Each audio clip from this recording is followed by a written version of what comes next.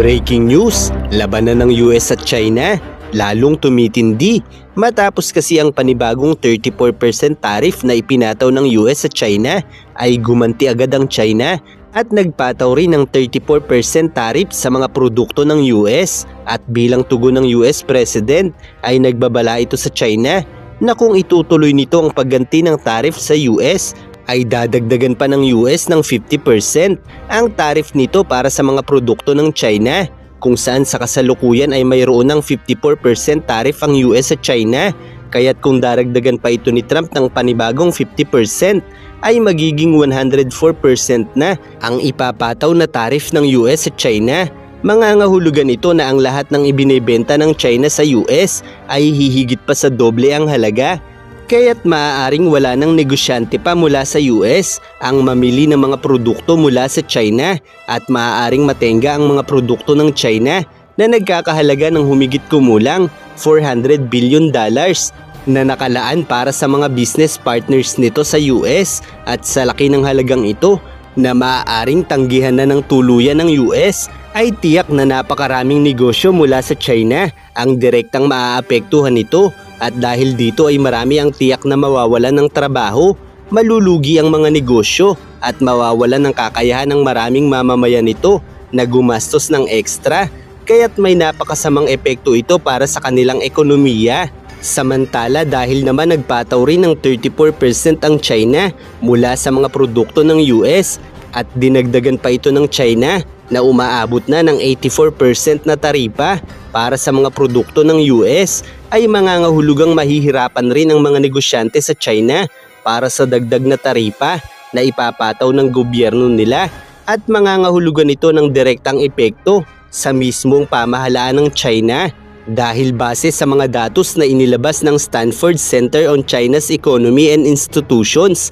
ay umaabot lang naman ng 363,000 na kumpanya sa China ang buong pag-aari ng gobyerno nila. Isama mo pa ang 629,000 na kumpanya kung saan ay may 30% pataas ang pag-aari ng estado nila, kabilang na ang nasa 867,000 na kumpanya na mayroon ring bahagi ng pag-aari ang China. Kaya't sa madaling salita, ang 84% tariff na kakailanganing bayaran ng China kung mag-aangkat sila ng produkto mula sa US ay babayaran rin nila. Ano ang ibig sabihin nito? Kung ang mga kumpanyang pag-aari mismo ng estado ng China ay magpapatuloy sa pagbili ng produkto sa US, ay mangangahulugang ang gobyerno lamang din nila ang magbabayad ng taripang ito at ang gobyerno rin nila ang makikinabang dito. Kaya't sa madaling salita ay maaaring hindi na bayaran ng mga state-owned company sa China ang ipinataw nilang 84% na taripa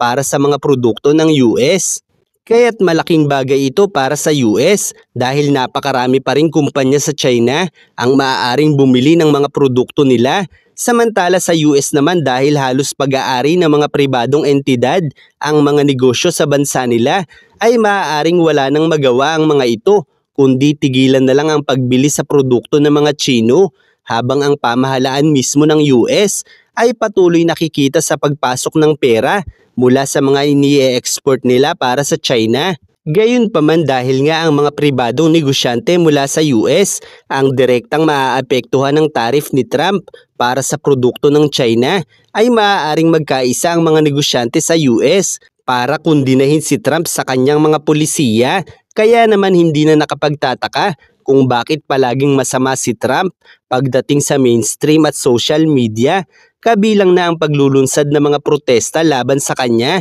dahil mayayamang tao ang binabangga ng kanyang pulisiya. Subalit dahil nga hindi direktang maaapektuhan ang pamahalaan ng US sa trade war nito sa China, ay magkakaroon ng kakayahan ng pamahalaan ng US na makapagbigay ng suporta sa mga mamamayan nila, habang ang China naman na may direktang epekto ang trade war ni Trump para sa mga pag-aari nilang kumpanya ay mangangahulugang mas liliit ang kita ng kanilang pamahalaan para sa pagpupondo nila, dahil bukod sa napakaraming kumpanya ang maaapektuhan sa China ng taripa ng US sa kanila, ay direktang maaapektuhan rin nito ang napakaraming pag-aaring kumpanya ng mismong pamahalaan ng China. Kaya't kung magpapatuloy ang trade war na ito, ay mas madaling mauupos ang kaban ng komunistang partido. Kaya't bagamat nagpataw rin ng mataas na taripa ang China sa produkto ng US, ay maaari pa ring makabili ng produkto mula sa US ang China dahil maaari nilang ipawalang bisa ang taripa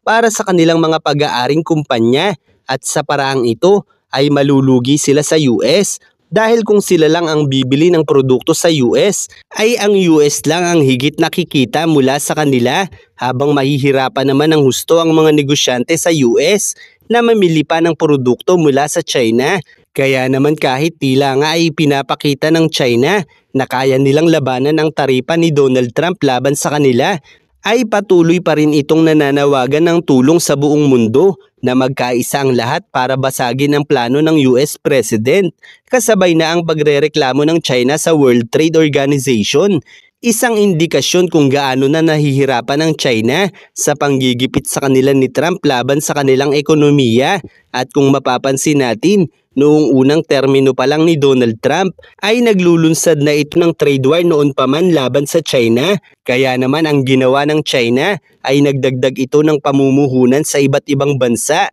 gaya ng Mexico, Canada, Cambodia, Vietnam at iba pa.